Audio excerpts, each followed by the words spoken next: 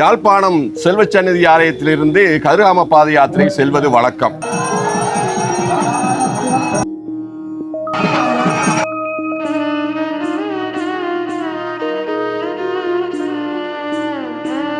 ஆஸ்திரேலியாவுக்கும் கனடாவுக்கும் இடம்பெயர்ந்தது.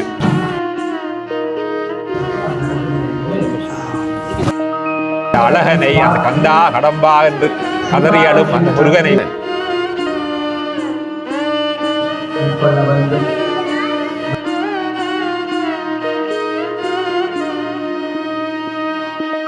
குறிப்பா யாழ்ப்பாணத்திலிருந்து கதிர்காமம் போகக்கூடிய யாத்திரிகர்களுக்கு மிக முக்கியமான ஒரு இடமாக இருக்கக்கூடியதான் இந்த நிந்தவூர் முருகன் ஆலயம்.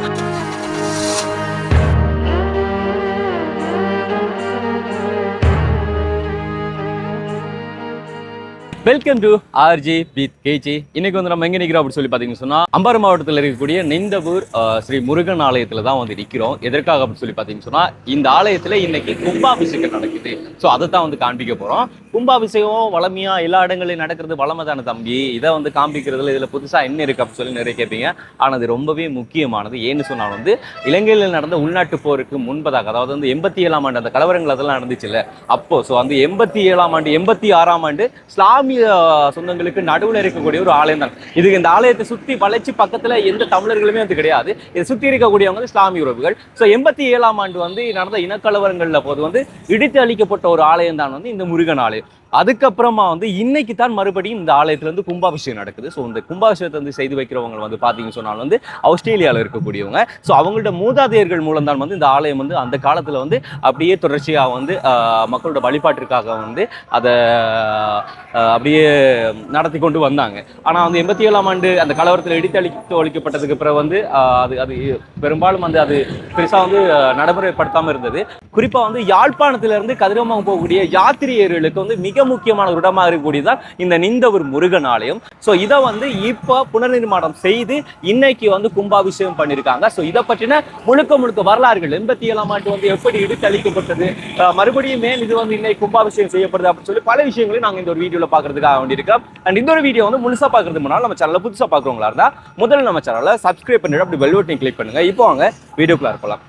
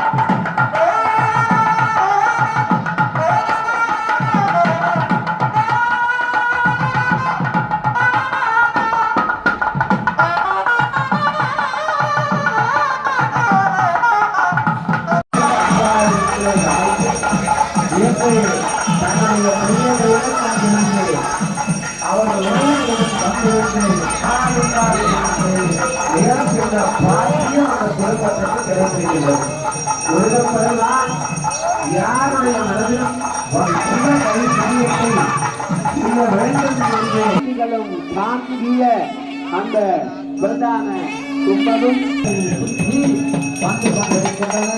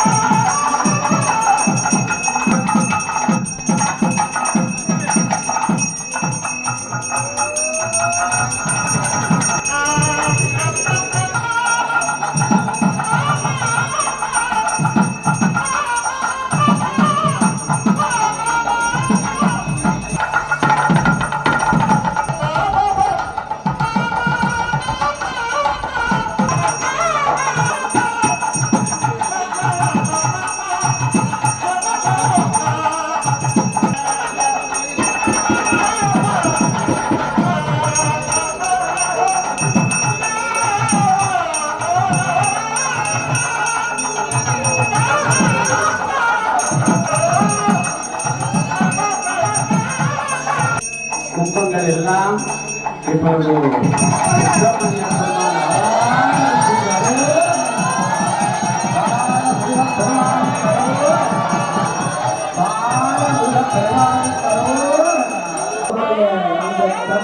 கருணையை மழை பெறுவான் இந்த ஊர் உலகிலே அவதரித்த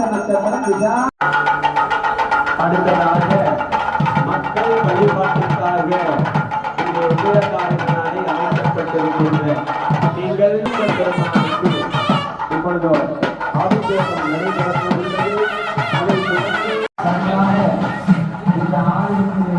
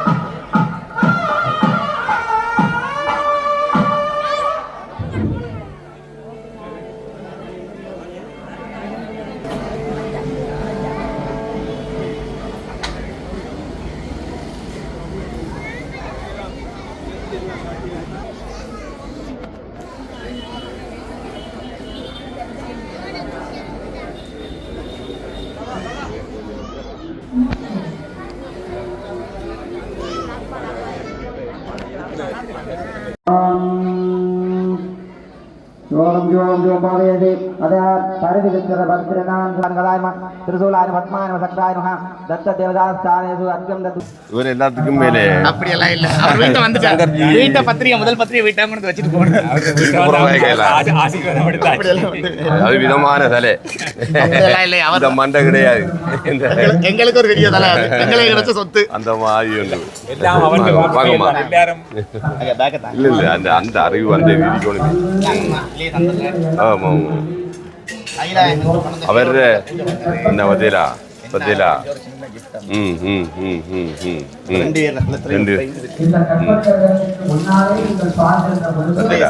எல்லாம் கிடையாது. எல்லாம் எல்லா பேரும் கிடைக்கிறதுல எல்லாம். ஓ எல்லாரும் கொடுத்துருங்க. திருச்செந்தூர் கோயில பூஜை பண்ணது, ஏதாவது வளம்புரி சங்கு கட்டாயம் ஆஸ்திரேலியா கொண்டு இங்க எல்லாரும் கட்டுவோம். பிடிச்சுக்கொள்ளுங்க ஐயா. அதில்ல. சந்தோஷமா கொடுப்பேன். கோயிலுக்கெல்லாம் கொட்டுச்சுன்னா போதும். இல்ல நீங்க நல்லா இருந்தா கோயில் நல்லா உங்களோட இருக்கும். மனந்தானே அதான் நான் இந்த அளவுக்கு வந்து நீங்க நல்லா இருந்தீங்கன்னா கோயில் நல்லா இருக்கும். இப்போ கொடுத்த காய்ச்சதுதான் இவ்வளவு பெரிய சேவை. அவன் என்னவோ செஞ்சுட்டு போவான் வெளிநாட்டுக்கிறவன் இப்படி எல்லாம் சந்தோஷம். இந்த ஒரு முருகன் ஆலயத்தின் கும்பாபிஷேகம் இன்று சிறப்புற நடைபெற்று முடிந்து விட்டது. கிழக்கு இலங்கையிலே மிகவும் பேரும் புகழும் பெற்ற திரு மாயேஸ்வர குருக்கள் ஐயா அவர்கள் தலைமை தாங்கி இந்த கும்பாபிஷேகத்தை மிகவும் சிறப்புற நடத்தி வைத்தார். இந்த கும்பாபிஷேகம் நடைபெறும் போது நாங்கள் தனிப்பட்ட ரீதியாக மிகவும் அந்த இறை சக்தியை எல்லாரும் உணர்ந்து கொண்டோம். அந்த இறை சக்தி அது அளப்பெரியது என்று அந்த சக்தியை நாங்கள் எல்லோரும் பெற்று பொதுமக்களும் பெற்று மீண்டும் மீண்டும் இந்த ஆலயத்துக்கு வந்து தங்களுடைய ஆதரவை தெரிவிக்க வேண்டும் என்று அந்த இறைவனை, அந்த முருகப்பெருமானை, அந்த அழகனை, அந்த கந்தா கடம்பா என்று கதறியாலும் அந்த முருகனை வேண்டி நடைபெறுகிறேன். கைலாயத்தில் கங்கையில் சுயம்புலிங்கம் வாடலிங்கம் சரியான விசேஷம். எப்பயாவது வரும்போது கையில் வச்சு ஒரு 2 நிமிஷம் மனசில் நிறைய விஷயம் நம்ம அதை ஒரு 2 பிள்ளைகளும் கொடுத்துருங்க. 2 பிள்ளைகளுக்கு இந்த மாலையை ரொம்ப கைலாயம் முன்னாடி மேலே ஆஞ்ச அவ்வளோ விசேஷம் கிடைக்காது. நீங்களே 2 பிள்ளைகளும் போட்டு மகன் இங்கே மெத்தமா அண்ணா வராகும். Right right.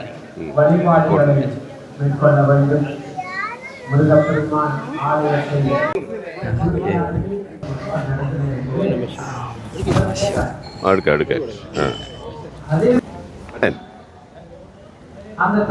ஐயா வாங்க நீங்கள் வாங்கல பண்ணியாச்சாங்க. வாங்க ஐயா வாங்க.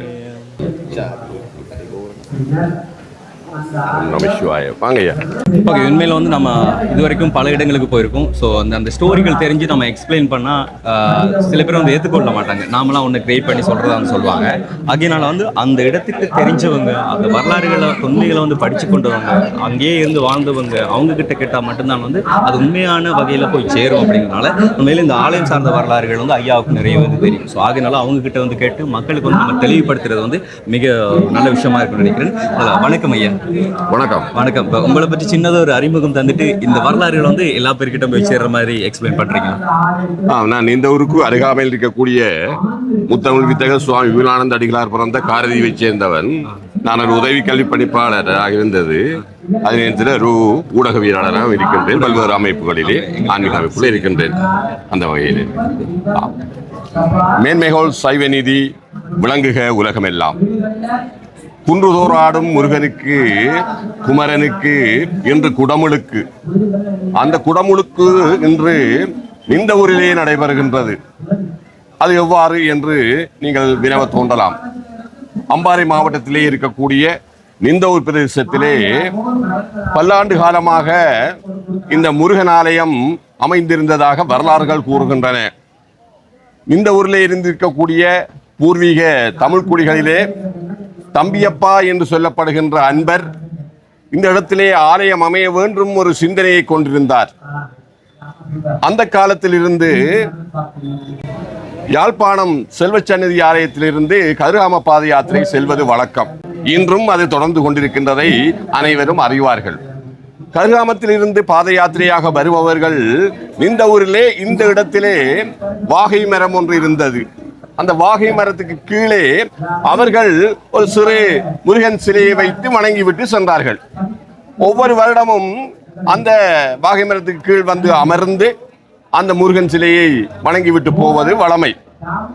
இதை கண்ணுற்ற தம்பியப்பா என்பார், இவர் இந்த முருகன் சிலையை வைத்து நான் ஒரு சிறு ஆலயம் அமைக்க வேண்டும் என்ற சிந்தனையிலே இந்த இடத்திலே காணியை வாங்கி அவர் இங்கு அந்த சிறு ஆலயம் ஒன்றை அமைத்தார். அவரின் வழித்தோன்றலான கந்தையா பிள்ளை என்பார் அதனை தொடர்ந்தார். இங்கு அந்த சிறு ஆலயம் இந்த ஊர் வாழ் தமிழ் மக்களுக்கு சிறந்த ஒரு வழிபாட்டு தலமாக விளங்கியது அன்று.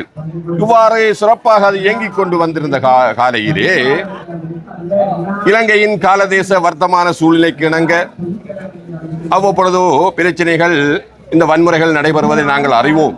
அந்த அடிப்படையிலே 1986களிலே 90களிலே இந்த பிரதேசத்திலே இடம்பெற்ற பாரிய இன வன்முறை, அந்த சம்பவத்திலே இந்த ஆலயமும் அழிக்கப்பட்டது. 17 ஆலயங்கள் அம்பாறை மாவட்டத்திலே அழிக்கப்பட்டன. அதில் ஒரு ஆலயம் இந்த நிந்தவூர் ஸ்ரீ முருகன் ஆலயம். அவற்றை மீண்டும் அமைக்க வேண்டும் என்று அவர்கள் முயற்சித்த பொழுதோ கந்தையா பிள்ளை அவர்கள் மரணித்து விட்டார்கள். அவரது புத்திரன் ராமலிங்கம் என்பார். அவர் தபால் திணைக்களத்திலே சேவையாற்றியவர். கல்முனை, காரதீவு, திருக்கோயில், நிந்தவூர் போன்ற பிரதேசங்களிலே சேவையாற்றியவர். நிந்தவூரை புறப்படமாக பூர்வீகமாக கொண்டவர், இங்கே வாழ்ந்து வந்தவர். அந்த ராமலிங்கம் என்பார் இங்கு மீண்டும் ஆலயம் அமைக்க வேண்டும் என்று வந்த பொழுதோ சில பல சவால்களை சந்தித்தார். அதனால் அழிந்த ஆலயத்தை மீள அமைக்க முடியவில்லை. ஏதோ காலம் நகர்ந்து கொண்டிருந்தது. அப்பொழுது அவரது தம்பியார் காரதீவைச் சேர்ந்த வேதநாயகம் என்பார் இதனை ஓரளவு பராமரித்து வந்தார். இந்த வேளையிலே இவர்கள் ஆஸ்திரேலியாவுக்கு புலம்பெயர நேரிட்டது. அந்த அடிப்படையிலே ராமலிங்கம் அவர்களது குடும்பம் பூரணமாகவே ஆஸ்திரேலியாவுக்கும் கனடாவுக்கும் இடம்பெயர்ந்தது.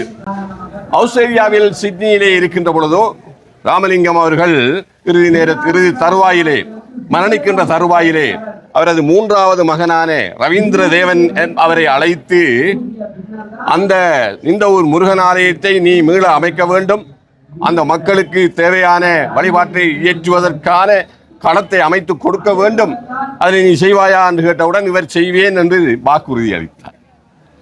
அதன் பிம்பம்தான் இன்று குடமுழுக்கு காண்கின்றது. அவர் அங்கிருந்து இங்கே அவரது தம்பியார் அவரது சகோதரங்கள் மூலம் இந்த அழகுற இந்த ஆலயத்தை அமைத்து கடந்த 6 மாத காலமாக அட்டப்பளத்திலே வந்து தங்கியிருந்து இன்னும் பல கோடி ரூபாய் செலவிலே இதை வனப்புற அமைத்து நேற்று முன்தினம் கர்மாரம்பம் ஆரம்பமாகியது. கிழக்கிழங்கையிலே புகழ்பெற்ற சிவாச்சாரிய திலகம், கிரியா திலகம், சிவஸ்ரீ சண்முக மகேஸ்வர குருக்கள் தலைமையிலே இந்த கும்பாபிஷேக பெருவிழா நேற்று முன்தினம் கர்மாரம்பத்துடன் ஆரம்பமாகி நேற்றைய தினம் எண்ணெய் காப்பு சாத்து நிகழ்வு இடம்பெற்றது. இன்று சுபவேளையிலே மகா கும்பாபிஷேக பெருவிழா இங்கு இடம்பெற்று முடிந்திருக்கின்றது. ஆக இன்னும் 12 நாட்கள் மண்டலாபிஷேக பூஜைகள் இடம்பெற்று வருகின்ற 17ஆம் தேதி சங்காபிஷேகத்துடன் இந்த உற்சவம் நிறைவடைய இருக்கின்றது. இந்த ஆலயம் அமைந்திருக்கின்ற சூழல் அனைவருக்கும் தெரியும். எனவே இந்து பெருமக்கள் இந்த ஆலயத்தை நிச்சயமாக பயன்படுத்த வேண்டும், வழிபட வேண்டும் என்பது அந்த குடும்பத்தினரின் வேண்டுகோளாக இருக்கின்றது. ஏனென்றால் வெளிநாட்டில் இருக்கக்கூடியவர்கள் அவர்கள் வேறு வேறு விடயங்களுக்கு அவர்களது பணத்தை முதலீடு செய்வார்கள். ஆனால் திரு ரவீந்திர தேவன் குடும்பத்தினர் அவரது சகோதரங்கள் எல்லாம் இந்த ஆலயம் மீள வர வேண்டும் என்ற ஒரு பொது சிந்தனையோடு அதை செய்திருக்கின்றார்கள். அந்த வகையிலே அந்த குடும்பத்தினருக்கு நாங்கள் அனைவரும் கடமைப்பட்டிருக்கின்றோம். அவர்கள் நீடுடி காலம் வாழ வேண்டும், எம்பெருமான் முருகப்பெருமான் அவர்களை வாழ வைப்பான் என்று சொல்லி இவ்வளவு நேரமும் இதனை செய்யப்படுத்த உங்கள் அனைவருக்கும் நன்றிகளை கூறி விடைபெறுகின்றேன். வணக்கம். ஓகே, பார்த்தீங்கன்னு சொன்னால் வந்து ஐயா ஒரு சில விஷயங்களை வந்து எக்ஸ்பிளைன் பண்ணியிருப்பார். வந்து ஒரு சில விஷயங்கள் அவங்களுக்கு தெரிஞ்ச முந்தைய அந்த விஷயங்கள் வரலாறுகள் அந்த ஸ்டோரி எல்லாத்தையுமே வந்து நம்மக்கிட்ட வந்து தெளிவுபடுத்தியிருந்தாங்க. ரொம்ப பெரிய ஒரு விஷயம். உண்மையில் எங்களை போல் இப்போ இருக்கக்கூடிய தலைமுறை நிறைய பேரை வந்து எடுத்துக்கொண்டு பார்த்தீங்கன்னு சொன்னால் நிறைய பேருக்கு இந்த வரலாறுகள் வந்து தெரியறது கிடையாது. உண்மையிலே எப்படி சொல்கிறோம், உண்மையில் வளைத்து சிங்கள மக்கள் இருக்கக்கூடிய இடத்துல ஒரு இடத்துல வந்து தமிழர்கள் கொஞ்சம் பேர் இருக்கிறாங்க. அந்த இடத்துல வந்து நம்மளோட வழிபாட்டை மேற்கொள்ளணும்னாலே வந்து அந்த காலத்தில் பெரிய கஷ்டமாக இருந்தது. அதே மாதிரி வந்து இஸ்லாமிய உறவுகள் இருக்கிற இடத்துகளோட வந்து தானாகவே நிறைய பேர் வேணும்னே ஒருத்தருக்குள்ள ஒருத்தரை வந்து சண்டைகளை மூட்டி விட்டு ஒருத்தங்க கொண்டு குவிச்சு அப்படி அந்த காலம் அப்படி இருந்தது.